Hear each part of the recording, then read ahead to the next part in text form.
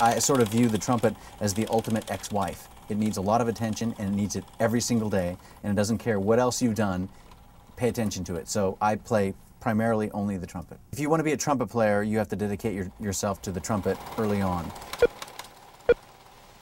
There's a real love-hate connection between the horn.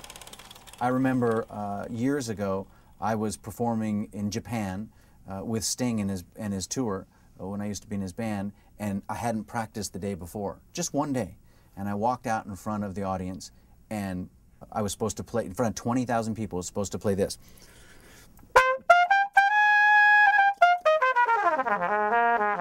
But that's not what happened. I played this.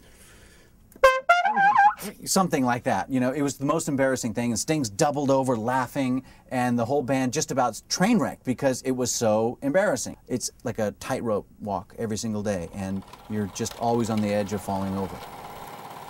I had this big kind of like realization that I was not going to become Michael Jordan.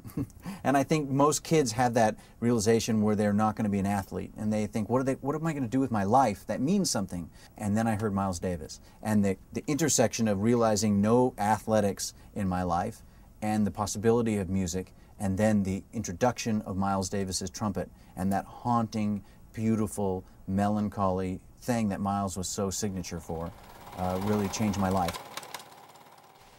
The trumpet that I play is a 1939 Martin Committee large bore handcraft trumpet. This is the only one in the world like it, and I've had this horn, although it was made in 1939, I've had it 7 years, and I've made all my kind of big records on it.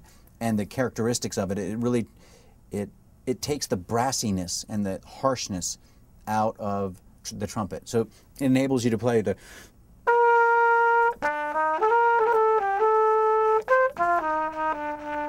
as well as all the high, crazy stuff. It has a beautiful, warm texture to it. If something, God forbid, were to happen to this horn, I would be devastated. I've actually never said this in an interview, but it got me to thinking that the very first song I actually learned to be able to play the whole thing, very simple song from a beautiful movie, heartbreaking movie called Brian's Song. And I just loved that film. I knew everything about it. I had it on before they had videos. I had the thing, I'd hold a tape recorder up to the actual television, old cassette tape, and record it and then listen back to it and learn the song and everything. So that's the first song I ever learned. You know that I don't live anywhere, right? For the last 10 years, with the exception of 2 of those years, I've been officially without residence. That means no storage locker, I don't own photos, no dog, no cat, no plant, no home base. I'm on the road 365 days a year. I own one 73-pound Toomey suitcase that they discontinued, and I'm devastated about that. I own a trumpet, obviously. I own one carry-on bag with some Bose headphones in it and eye masks to sleep on the plane, and that's it. I don't own anything else. No possessions, nothing. You can imagine standing on stage and looking at Boston's 2 premier musicians, Yo-Yo Ma on one end of the spectrum, Steven Tyler from Aerosmith, obviously, on the other end of the spectrum. They'd never met before.